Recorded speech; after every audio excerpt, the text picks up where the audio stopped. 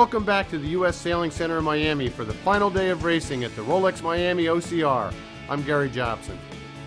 Out on Biscayne Bay, the top 10 boats in 9 classes competed in the medal races today. The 10th class featured women's match racing finals. American Anna Tunnicliffe and Claire Leroy from France faced off in a best-of-5 final. The French team won 3-1. It was a spirited battle. American Sally Barkow won her petite final and got a bronze. Out on the star course, Brazil's superstar Robert Scheidt won his medal race. He had the gold wrapped up going into the race today and was relaxed.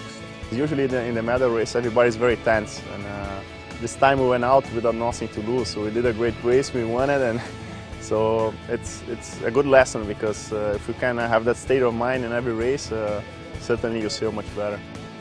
At age 37, Scheidt has had a distinguished career. He's won the Laser Worlds 8 times, a Star World Championship, has 2 golds and 2 silver medals in 4 different Olympic Games, and he's far from done. Also in the Star, American Mark Mendelblatt finished second today in the medal race to earn a 5th place for the week.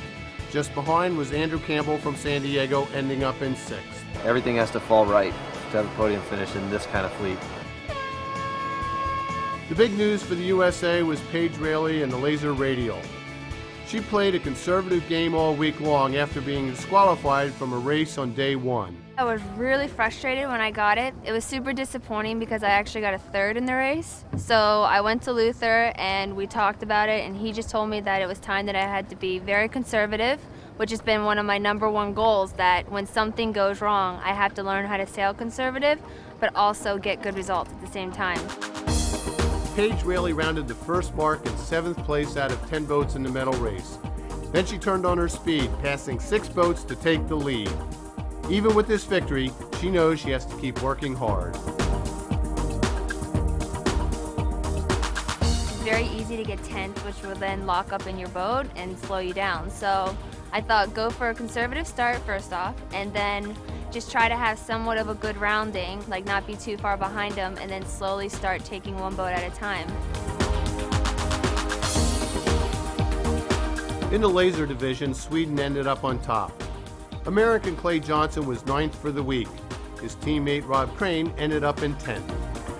Stu McNay and Graham Beal had a strong week in the men's 470 division, and they ended up in 6th. Nick Asher from Great Britain decisively won this class.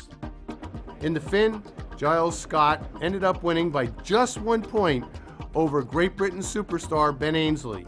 Ainsley's been out of competition for 2 years, but came back strong and nearly won it.